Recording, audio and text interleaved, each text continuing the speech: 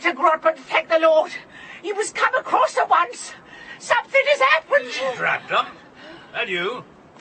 What on earth's all this noise about, woman? Something terrible. You're jabbering, woman, and you've woken me up. Terrible! Mr. Constant. What about Mr. Constant? It's Mr. Constant, sir. What is it about Mr. Constant? He's dead. Dead? Murdered, sir. In his bed. God love him. What? How? I don't know, sir. I can't get to him. I've been knocking on his door for best part of an hour, and there's no single word of an answer. So I knock louder and louder and... Is that all? That's the reason I'll get a chill in my head. He's no more dead than I am. Just dog-tired. He gave 3 speeches yesterday. No, sir. He'll never be tired again. He's... All right. Stop your moaning. Have the whole street awake. Down in 5 minutes.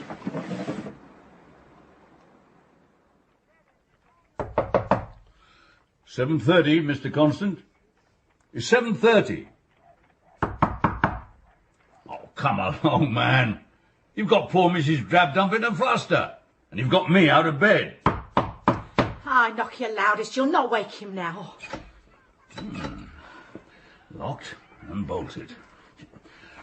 Stand back, Mrs. Drabdump.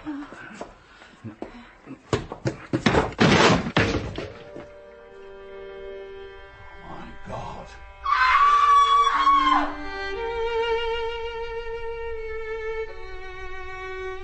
The Big Bow Mystery by Israel Zangwell. Dramatised by Robert Messick. That's it, love. You take a seat there. This is Drabdump, Inspector Whip. Thank you, Constable. Mrs. Drabdump, I just need to ask you a couple of questions. I'll do my best, sir. I've read your statement and I just want to clarify a few things, if I may.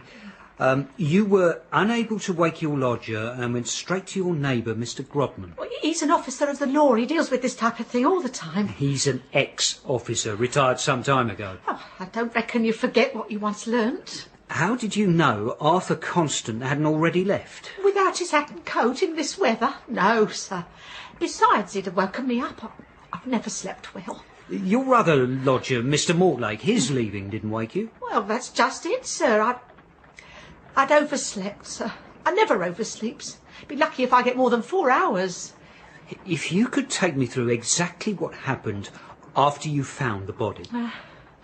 Inspector Grodman took charge. He covered up the poor man's face and then he called for help. If you'd care to share your findings with us. Certainly.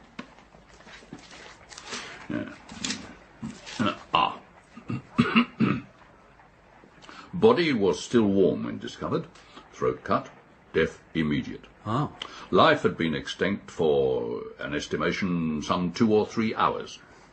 The door had been bolted as well as locked, both from the inside. The windows likewise. No sign of a struggle. Indeed, a purse of gold sat on the bedside table. I engineered a thorough search of the room and the deceased gentleman's clothing. You did what? I searched for the murder weapon. You interfered with a crime scene. Sir. What is it, Constable? Still no sign of the murder weapon all the way the murderer got in, sir. Well, keep checking. He must have got in somehow. The window is still our best option. Up 18 foot of sheer wall. Only way in would have been through the chimney. And make a search of the surrounding roofs. Which, unless we're searching for a particularly vicious baby, is unlikely. Thank you, Constable. Mr. Thomas Mortlake. Call me Tom. You also lodge at Mrs. Drabdump's and had left extremely early that morning. Before 5. I had to catch the 5:20 to Plymouth. But you didn't. You ended up on the 07:15 train from Paddington. I missed it. Damn fog. So I got the next train to Plymouth. When was the last time you came across the deceased? About 9:15 2 evenings before. And why was that, exactly? Well, I'd received a letter from a mutual friend, which worried me, and I went to discuss it with Arthur. And what was the deceased's reaction? He was in a great deal of pain. And why exactly was he in such pain, Mr. Mortlake? We had toothache. Oh. Toothache. You're hoping what you read in the papers is true, aren't you, Inspector? That our relationship was one of rivalry. That we argued that night and I killed him. Arthur Constant was a true champion of the Labour movement, who wanted, as did I, the working man to have his God-given right to be just like all of you. Can you imagine that, Inspector? The working man finally having a say in the way the empire, his empire, the one he has slaved and died to build, is run. Can you imagine anything quite so wonderful? No, sir, I cannot. My politics are a problem for you. Your politics are irrelevant to this case. Politics are seldom irrelevant to anything, Inspector. Thank you, thank you. Gentlemen, it's our role in this coroner's court to attempt to find answers. Did the unfortunate suffer at his own hand or at the hand of another person? For those can be the only two options. The body was found in a room that was locked from the inside at every conceivable entrance. No one could have exited the room and left it in that state. Nor could they have left without attracting the attention of the landlady, a confessed light sleeper. We must therefore conclude that the victim could not have been murdered. The cut on the throat was so deep as to cleanly sever the upper portion of the windpipe and the jugular vein. After completing the cut, the deceased would have had to place his right hand under his head and then clasp his left. But we've already been told that death was instantaneous. There was no sign of a murder weapon or of any blood on the hands. I think, therefore, gentlemen, you will agree with me that the victim could not have committed suicide. Where does that leave? So, what verdict should we pass? All I can suggest is a verdict acknowledging our complete inability to determine anything at all. Dear sir, I feel that to conclude this investigation with nothing more than an open verdict is to do a great disservice to a great deal of people. It is with a sense of community pride, therefore, that I can reveal I have hit on the answer to the Big Bow mystery. I believe that the true culprit was a monkey of the organ-grinding variety, trained to alight up the outside wall and then enter the room by use of a glass cutter containing a diamond within. Then, Swallowing the murder weapon, he bolted the door behind him with powerful magnets before vanishing via a ladder concealed within the swirling fog. Sir, I read with delighted interest the plethora of theories that are circulating throughout your pages. We all clearly share the same belief, that the open verdict was completely unsatisfactory. If Scotland Yard is content to relegate one of the foulest crimes of the century to the back of a filing cabinet, then I find myself asking, what has become of this once great institution? Are the people in charge truly imbued with the age, experience, and skill to fulfil their duty? I would be grateful if anyone who shares a similar disappointment in the passive creature that the Yard has become would make their feelings known in the press. Yours truly, Inspector George Grodman, formerly of Scotland Yard. Who does he think he is? Who's he to comment on the state of Scotland Yard? Unfortunately, he believes he is Scotland Yard. Denzil Cantercott, Chief Inspector Wimp. Inspector. I'll give it time. I have an appointment with you this afternoon, don't I? Indeed. And I consider myself fortuitous to have bumped into you at this point in the day. Perhaps we can begin early. I was about to have lunch this afternoon, will be more... It's concerning the Big Bow mystery, as I believe it's now been dubbed. You do realise that the case received an open verdict? I do indeed, but you must realise that that is not a decision that sits particularly well with the public. Is that a matter for concern? Well, if the populace are unsatisfied, Mr. Inspector, how can we hope to get our jobs done? I could always take my information elsewhere, to other interested parties, say, perhaps, to Inspector Grodman. Mr. Grodman? He can contribute nothing to this case. He speaks equally highly of you.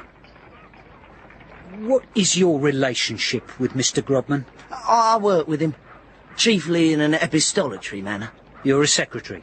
Oh, well, yes. And what would Mr. Grodman think of you coming to see me? Well, he'd find it ridiculous that I would take something so valuable to one so young, who has clearly chosen marriage over his career. I see. You can't detect and have a wife. The two don't go together. Yes, yes, thank you. You better come in now. Oh, a gentleman. Gentleman. Have a seat. Well, it struck me you might not refuse me a fiver for my aid. Should you deserve it, the money is yours. Oh, splendid. Tea? I'm sorry? Well, I can't help but notice you have a pot of freshly brewed tea there and was wondering whether you were about to offer me the same. Come to the point. My suggestion concerns Tom Mortlake. Thomas Mortlake? Labour leader fighting for the vote of the working classes. I'm aware of who he is. Tom Mortlake had a sweetheart, Jessie Diamond. Well, where is that sweetheart now? Where indeed? She is gone. Yes, without a trace. Without a trace. About a fortnight before Mr. Constant's murder. And what makes you so sure it was murder? Well, Grodman says so. Isn't that rather proof that it was suicide?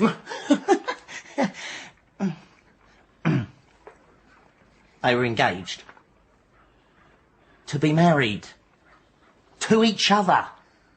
Shortly before she disappeared, I happened to be walking past her home in Stepney Green. Mr. Cantercot, I am a busy man. The lamp was burning. It cast a shadow. Lamps do that. 2 shadows.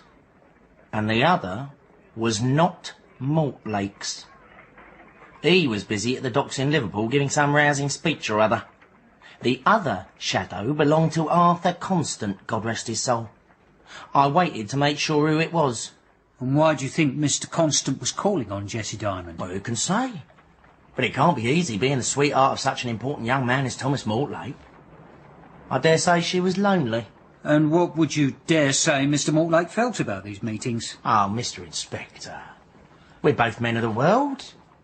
Were we to have a sweetheart such as Jessie Diamond, a young lady that other men found pleasing on the eye, would we really condone her being visited by other eligible bachelors? Particularly an eligible bachelor who was our chief rival in the line of work which we had chosen to pursue. Do you mean to accuse Mr. Mortlake of the murder of our... No. Perish the very thought of it. I only wish to fulfil my civic duty and deliver what I know. Sovereign. A sovereign? I should get a sovereign for deigning to walk into his office. Well? If your well is to ask me whether your aim was fulfilled, and I've yet again been humiliated, my dignity in tatters, hanging by the tiniest of threads, then I'd have to answer in the positive. Denzil, you know I care little for your dignity, but I do care for my time, which you're now wasting. What was his response? He was intrigued and will investigate it further. He'll reopen the case? I believe he will, yes. Now, if I could just ask for my payment. In my day, murders were not overlooked simply because they were somewhat difficult in their solving. Quite. An open verdict is no verdict at all. And you are no longer a detective. I am a detective for as long as I am able to solve crimes. And I plan to devote every waking hour to solving this one. Inspector Edward Wimp may have given up, but I have not. May God be keeping you company, Mr. Constant. Safe and warm, safe and warm. My apologies it all had to end up this way. It's not what you deserved, sir. No.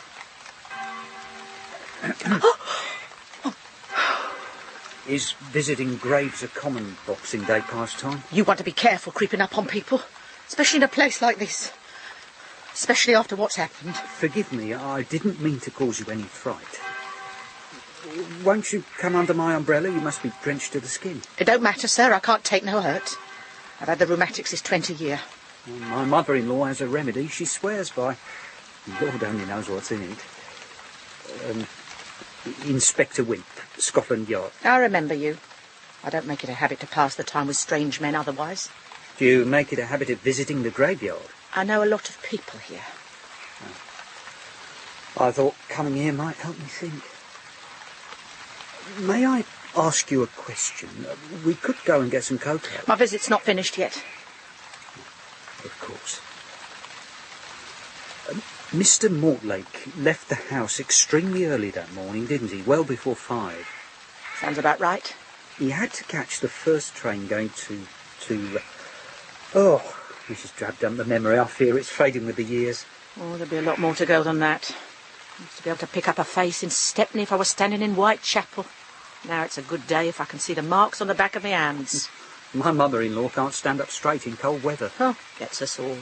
Don't care if you're a king or a kitchen boy, we all grow old. Lucky. Plymouth. He was going to Plymouth. That's right, thank you.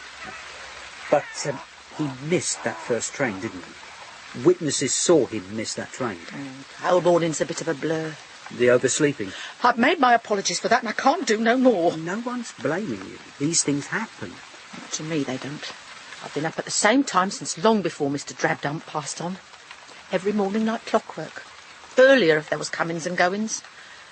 That morning I slept like the dead. Until just after 6.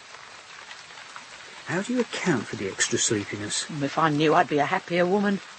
So you have no idea what time Mr. Mortlake left, or indeed if he came back in? All I can be definite about is my cup of tea before bed. You had something to drink before going to bed? I like my cup of tea. I take it strong without sugar. It always steadies my nerves. Where were you when Mr. Mortlake told you he was going to Plymouth? At the table in the kitchen. The night before? Yes, sir. Drinking your tea? Drinking my tea. And this was the night before the death? That's right, sir. Poor Mr. Constance last night on earth. Have you rented out Mr. Constance's rooms yet? No, not yet. I think you should let me buy you that cocoa. Got caught in the downpour there, Mr. Mortlake? There'll be a few more who won't live to see the new year, you mark my words.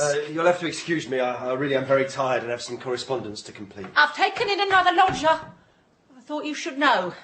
Arrived today. You rented out Arthur's rooms already? I explained all that had gone on, but he was very insistent.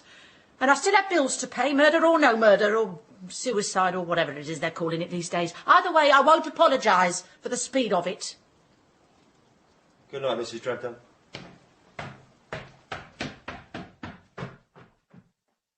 Dear Jessie, I've just been asked to unveil Arthur's portrait at the club in a few weeks' time. They thought it would be an honour. How could they have known that whilst I stand on the stage addressing my peers, my thoughts will only be of you and he together? Grodman. Mr. Wimp. Inspector. Likewise. Wasn't expecting to see you here. I found the body. They thought I should see the painting. You? Business. You remember how it is. Oh, working on the big bow. Police business. I'm not at liberty to divulge what it... No, of course not, no. But the case has been reopened. I am not... Just a few questions, sir. Have there been any developments in the big bow mystery? I'm not at liberty to divulge. Hang about, there's Grodman. Inspector Grodman. Inspector Grodman. Inspector Grodman, a moment of your time, please, sir. Not today, Peter. I'm needed inside. However, if this murder investigation is not put back at the top of the yard's priority list, we will all have witnessed an even greater crime. Thank you, gentlemen. Just a few more minutes, your time. A few more questions, sir. It isn't your place to discuss this investigation. I'm only expressing my opinions as a member of the public. We should take our seats. Enjoy the evening. Enjoy centre stage whilst you can, Mr. Grodman. Thank you. It is with a mixture of melancholy and pride that I take to this stage today. Arthur Constant was a man of undoubted ability and honesty who had a vision that one day the working classes of this great empire would be able to hold their heads up high and be able to say, I am a man. Yeah. Let this portrait forever stand as a representation of Arthur and as a reminder to us all of our responsibility to one another. Thomas Mortlake, I'm arresting you for the murder of Arthur Constant. This is some sort of joke. I would ask that you come quietly, sir. A vindictive and ill-thought joke. And I do have to remind you that there are police at every single exit. There is no way of leaving. This is a foul and damnable lie!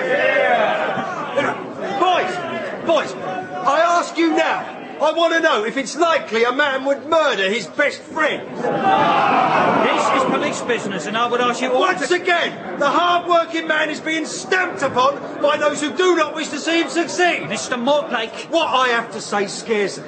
It terrifies them. So what do? They try to silence me, but will it work? Will they silence us? Votes for the working man! And 3 cheers for Arthur Constant, Ibid! Ibid! Sit down!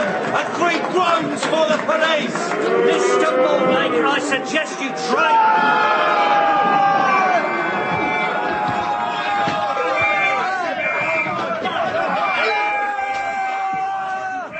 Read all about it. Riot at Break a Day Club. Tom Mortlake arrested. The nation holds their breath. If it please the court, I propose to show that the prisoner murdered his colleague and friend, Mr. Arthur Constant, in cold blood and with the most careful premeditation. Premeditation so studied as to leave the circumstances of the death an impenetrable mystery to all the world, though, fortunately, without altogether baffling the almost superhuman ingenuity of Inspector Edward Wimp. Read all about it. Wimp posed as lodger to find incriminating evidence. From a letter found between the pages of a railway manual in Thomas Mortlake's room. If you'd be so kind, Mr. Mortlake. From where I've marked, please, sir. There is no escaping the truth, but please don't blame Arthur for my mistake. Whatever he has done, he has been a good friend, and you should always remember that. Goodbye, dear. May you always be happy and find a worthier wife than I. Yours till death, Jessie. Who is Jessie Diamond? May I remind you, you are under oath. She was my fiancée. And this was the last contact you had with her, correct? Yes. You received this 2 nights before Arthur Constant's death. On reading this letter, you went round to Constant in a rage, wanting to know the truth. The man couldn't deny it. You had the proof in your hand. Yes, Mr. Mortlake was angry. He was embarrassed. He wanted his revenge on this competitor in both love and business. That isn't the way... And one night, and one day later, he had it. In the most successful and brutal way possible. Read all about it. Big Bone mystery solved. Mortlake to hand. Inspector Grobman. They didn't tell me you were coming. At times I find it best to keep a low profile. How are you? Scared? Of course. They're going to hang me. Yes. Which is why we have to think extra carefully of anything at all that will prove you couldn't have been in Bow to cut his throat. Do you mind? No, please. Now then. The crime of passion scenario is not worth refuting. Your fiancé was cheating on you with your colleague. I imagine slitting his throat was probably something you were considering. But, yes, here. Wimp proved, wishes to say, created a reasonable possibility, that you were seen at Paddington, missing the first train, then rushed back, did the deed, and returned to Paddington to catch the second train at 7:15 a.m. Yes? Yes. And the night before, you drugged Mrs. Drabdump's tea, thus ensuring she wouldn't wake up when you returned. Now, how you were meant to have locked and bolted the door from the inside is, though it pains me to say it, a very plausible explanation, but not important. He's built a strong case against you. Doesn't the fact that he entered my rooms and went through my belongings without permission count for anything? Sadly, no. These new detecting techniques bear scant regard for the law. Then I'm finished. You are not. Do you honestly think I would allow Wimp to get credit for something that he's so utterly wrong about? You believe me? I believe that when Edward Wimp says something is so, it invariably is not.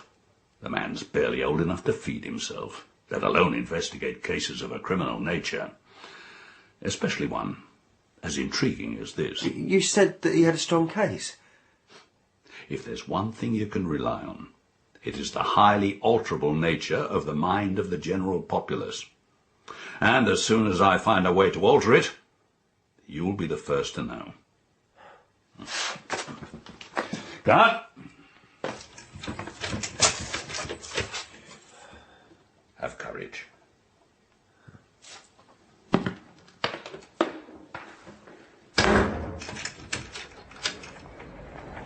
Original poetry. Compose while you wait. Only £1 a composition. Perfect for your loved ones, your friends. Hello, Denzel. Oh, you're bad for business. Go away. You've been avoiding me again. Just trying to make an honest living. Seen this? I've decided to turn away from the papers. It's too depressing. They seldom print the happy stories. Read it. If Tom Mortlake hangs, you go to Pentonville. Date of execution set. 3 weeks from today. Wait. Prison? Why? You don't think that I murdered? No. Then why? I was quite content for you to go and tell Wimp everything you knew. Show him there were other possibilities, that the verdict was wrong. I didn't expect you to hand him an open and shut case. The nation is hanging on his every word, calling him the mystery man of Scotland Yard.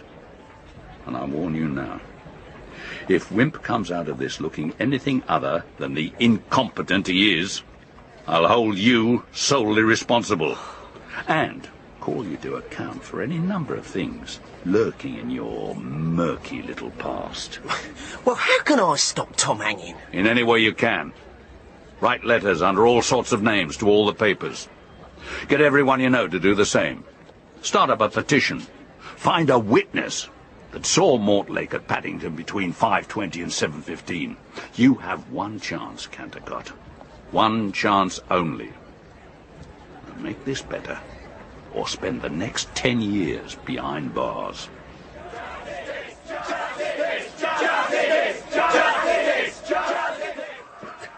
Come on. Come on, think, man. The answer's staring you in the face. It has to be. Grodman. Not today. Not today, please. He's an old man. A has-been. He's no longer even a detective. Mr. Wimp, this continuing rivalry is anything but healthy. Inspector Wimp. And how did you get in? I still have a little influence at the Yard. In fact, the boys round here seemed rather pleased to see me. I have a lot to do at the moment. Chiefly trying to sort out the mess you've caused. And the crowd practically want to lynch me. People change their minds. This isn't detecting, it's manipulation. In a few short hours, an innocent man is going to hang. I'm trying to avoid it happening. Innocent, you say? Well, the court has decided he's a murderer who cut a man's throat in cold blood. Just because the papers have turned him into a hero. Who, by this evening, will be a martyr. And I think you're starting to get nervous. I think you should leave. I think you're starting to question your evidence and finding it wanting. I think you're starting to wonder whatever will happen to you if he does hang, and it was discovered that you'd made a mistake, that you were chiefly responsible for sending an innocent man to his death. Look, I don't want to have you thrown out. Well, I'm presenting you with an escape. But don't think I won't. Oh, for God's sake, man, listen to what I'm offering. I can make this whole mess go away. Look at you, you're a wreck. Bellowing, marching round your office.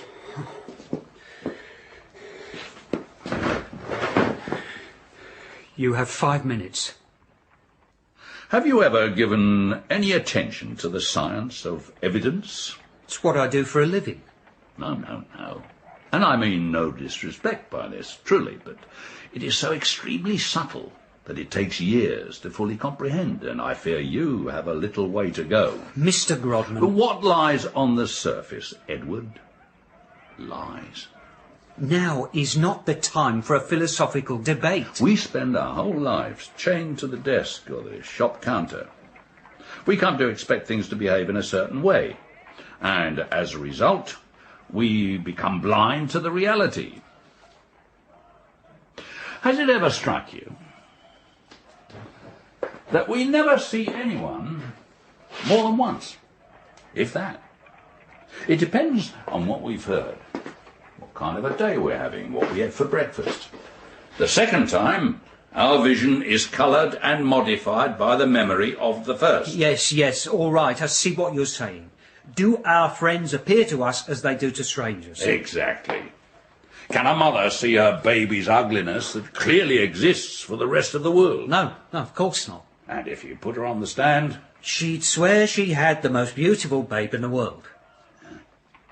The eye sees, sometimes, most of the time, what it wishes to see, what it expects to see.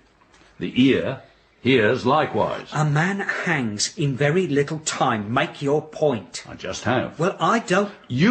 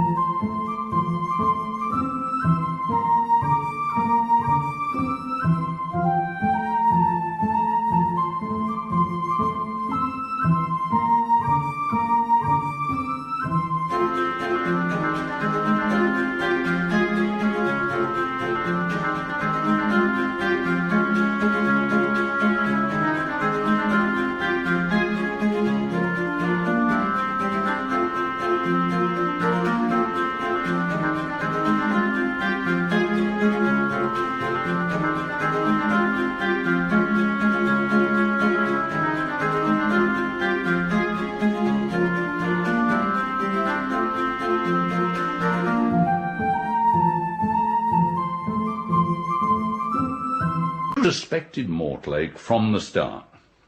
I'll admit I was suspicious. His trip to Paddington Station, the missed trains, just too convenient. You didn't like him. Couldn't stand his politics. Votes for the working man. Preposterous. I hope you're not suggesting I would prejudice a case due to my personal feelings about a suspect. You wanted him to be guilty. And the first chance you got to construct a case against him, you took it. I reopened the case because I was presented with some new information and I resolved either to quash or confirm these suspicions. It's called police work. It's called a vendetta. I found a key to Constance's bedroom, a razor, a letter from his fiancée confessing to the affair she'd had with the man who 2 days later was found with his throat slit. Evidence. Conjecture. All of it. Mortlake drugging Mrs. Drabdump, His desperate race across London, shrouded by the fog, spurred on by jealousy and revenge, the stuff of popular novels. But take me through once more how you claim the door appeared to be locked. I don't have time for games. Precisely. So kindly desist from playing them and carry out my request. The door was never bolted from the inside. You merely assumed it was. The main staple containing the bolt was loosened by the killer, who closed the door behind him and escaped. When you tried the door, gently at first, politely... It didn't open. But when I broke down the door... The loosened bolt fell to the floor. Yes. Bravo. Do you know, it hadn't ever occurred to me as a possible explanation for what took place until you came up with it. It was brilliant. Thank you. But quite wrong. There is a far more straightforward answer. The door was bolted from the inside. By whom? By Mr. Constant. Who else was in the room? He did it every night before he went to sleep. I do it myself.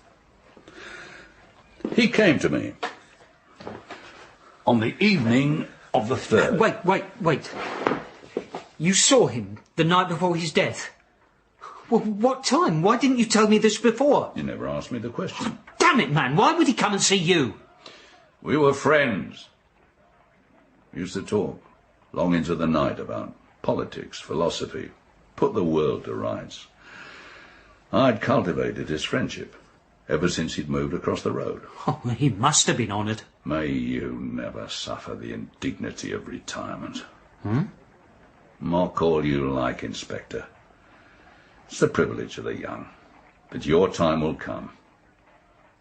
I had a great career. And I should think that those who were unfortunate enough to replace me have suffered because of it. They turned me into an idle old man. They gave me retirement, and they took away everything. My apologies.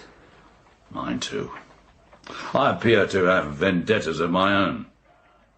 Did you know that all I've done since they made me retire is read? And you know what I've concluded? All the crimes committed, no matter how brilliantly executed, were dismal failures. They were caught. I caught every one of my criminals over simple mistakes. And the public think you're a hero. And they know very little. Do you think it can be done?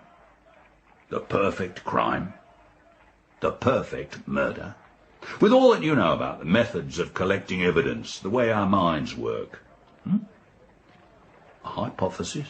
Academically, anything is possible. Yeah, academically. What did you talk about that night with Constant? A girl. Jessie Diamond. At the time he didn't say. He was in an awkward situation and needed some money to help her out. I was so flattered that he would talk to me about this. I did what I could. I spoke to him in a fatherly manner and tendered some vague advice about the girl. But most of all, I preached the importance of a good night's sleep for solving the world's woes, and gave him a sleeping draught. The toothache? He was in terrible pain, and had run himself into the ground. I made him promise he'd take it, as well as locking and bolting his doors and windows to stop the cold air from getting in, which of course he did. Can we return Inspector Wimp, please. You yourself said that a man's life hangs in the balance, as indeed does your career. Apply that brain. Mrs. Drabdump is unable, by repeated violent knocking, to arouse her lodger. Her personality is one prone to panic. She runs across to get me, the nearest and the most authoritative. I burst open the door. What do you think she expected to see? Well, Mr. Constant murdered, I suppose. Exactly. And so she saw it. And what do you think was the condition of Arthur Constant when the door burst open? Well, was he not dead? A healthy young man like that? He was asleep, aided by the draught, granted, else the hammering would have woken him. You mean to say you found Arthur Constant alive? As you are, right now. Well, then when was he murdered? Immediately afterwards. By whom? I keep thinking perhaps I've been harsh with my assessment of you. But perhaps I've not been harsh enough. You mean to say Mrs. Drapdump? Inspector. My God. Calm yourself.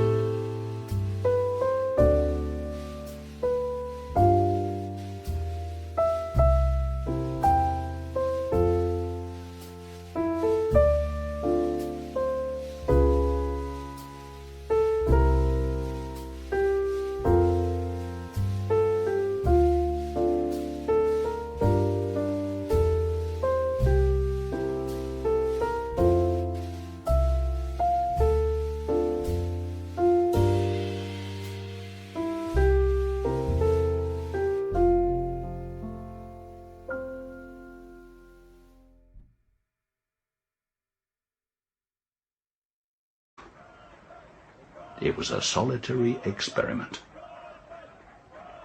Anything is possible academically, correct? I had to know. Really know. So I put everything in motion. The late-night chats, the sleeping drafts. You knew she'd run across to you. And if she hadn't, the murder would never have happened. He was asleep when you burst through the door. I cried, "My God!" as if I saw some awful vision. And whilst Mrs. Drabdump cowered back... You administered the fatal cut. Precisely. So deep and so sharp that there was scarce a drop of blood. Everything else was as the trial found. I pocketed the vial of sleeping draught and the razor, and delayed calling for help, so that my story of death occurring within 2 hours was believable. But you've not given me a moment's peace. You've attacked me continuously in the press, pushing and pushing for answers. You would have got away with it. An open verdict? It disgusted me. All my work for that. An open verdict is no verdict at all. An insult. I wanted men to be up and doing and trying to find me out. I wanted the hunt. I needed the hunt. You sent Cantercot to me. You knew I couldn't resist a chance to get one over on you. I've tried everything at my disposal to turn this around, and everything has failed. So now, I play my last card. That all my work should come to nothing. That you're allowed to go down in posterity as the solver of the unsolvable mystery, the greatest detective ever. No, sir. No. So, you've come here to tell me this, to reveal your crime to the world purely out of spite? Call it what you will.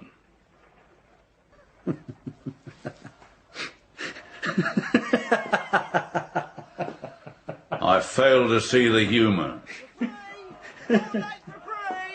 Mortlake reprieved. How can they know? Oh, those evening papers are amazing. How quickly they can push out a story, but then they have had a good few hours. I don't think I understand. Then listen very carefully. You were right. Everything you've accused me of, I was too hasty. Let my personal feelings dictate my decisions. I've just spent the afternoon with a Home Secretary, admitted my doubts, asked for longer to find the answer. But you told me he was the murderer. He cut a man's throat in cold blood. I said that was the thinking of the court. You threatened to throw me out. Because I thought you were wasting my time. Oh, my dear Mr. Grodman, I fear you heard what you wanted to hear.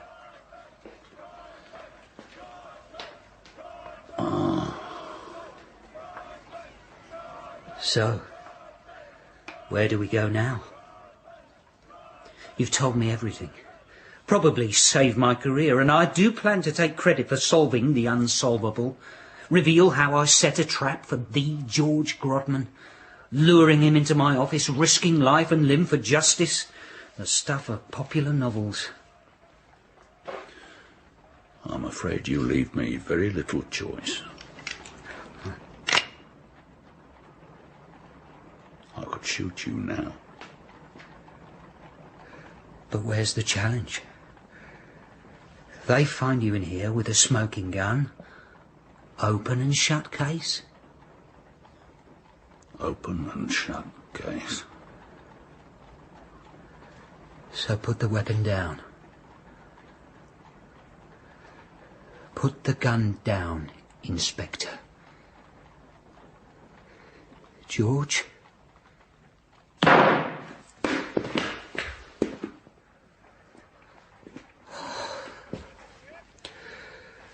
Case closed, Inspector.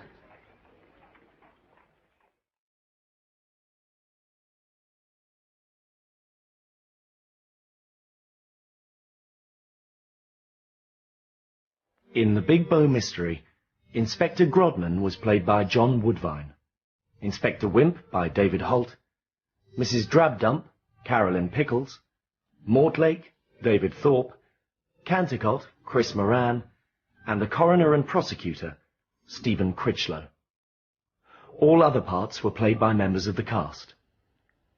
The Big Bow Mystery by Israel Zangwell was dramatised by Robert Messick and directed by David Ian Neville.